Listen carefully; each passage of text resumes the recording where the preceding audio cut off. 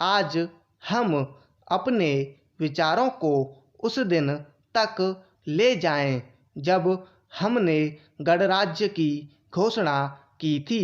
अपनी विकास की योजनाओं के संबंध में हमने वास्तव में काफ़ी प्रगति की है, परंतु क्या हम भारत के सब नागरिकों को दरिद्रता, अभाव तथा कष्ट से मुक्त करा पाए हैं?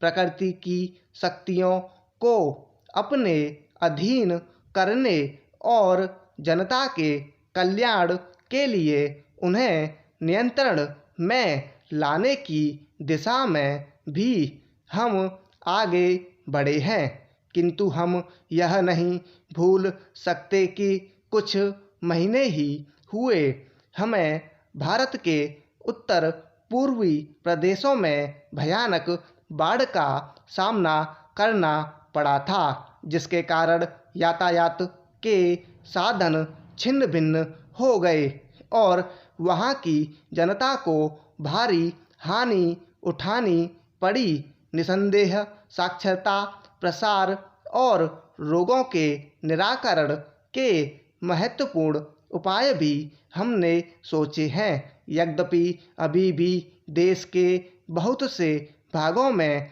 निरक्षरता और बीमारी पर्याप्त मात्रा में दिखाई देती है।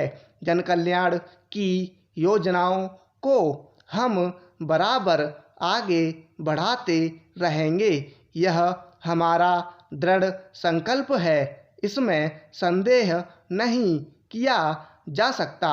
इन योजनाओं के पूरे होने के संबंध में जो प्रयास अब तक किया गया है उससे भी हमें असंतुष्ट नहीं होना चाहिए।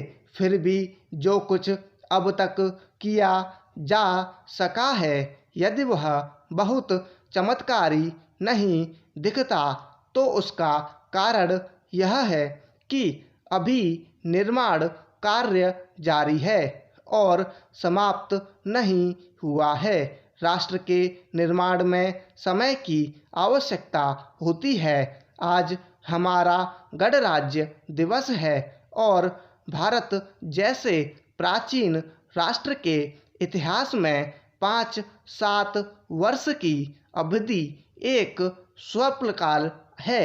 आइए हम अब विगत वर्ष की घटनाओं पर नज़र डालें और यह देखें कि विकास के कार्यों और निर्माण योजनाओं की दिशा में हम कहाँ तक आगे बढ़ सके हैं। यदि मुझसे यह कहा जाए कि बीते वर्ष की घटनाओं का वर्णन मैं एक वाक्य में करूं तो मैं कहना चाहूँगा कि संविधान में दिए गए निर्देशों के अनुसार हमने समस्त राष्ट्रों के साधनों को ऐसे ढंग से जुटाना आरंभ कर दिया है जिससे यह स्पष्ट हो जाता है कि भारत में कल्याणकारी राज्य की स्थापना का श्री गणेश हो चुका है।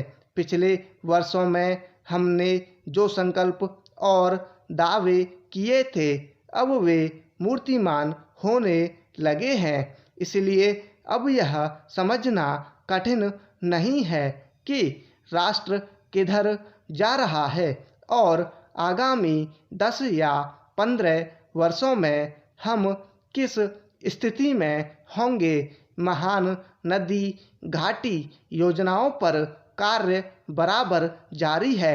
इनमें से एक योजना भाखड़ा नंगल योजना से बहुमूल्य पानी और बिजली पंजाब, पेप्सू तथा राजस्थान के भागों को मिलने भी लग गई है। दामोदर घाटी योजना से कुछ समय हुआ बिजली प्राप्त होने लगी थी और हीराकुंड, चंबल तथा दूसरी महान योजनाओं की भांति यह योजना भी यथेष्ट रूप से आगे बढ़ रही है। भाखड़ा नंगल योजना का प्रथम चरण समाप्त होने से अब यह स्पष्ट है कि इन महान योजनाओं के द्वारा देश में कितने महत्वपूर्ण परिवर्तन हो जाएंगे।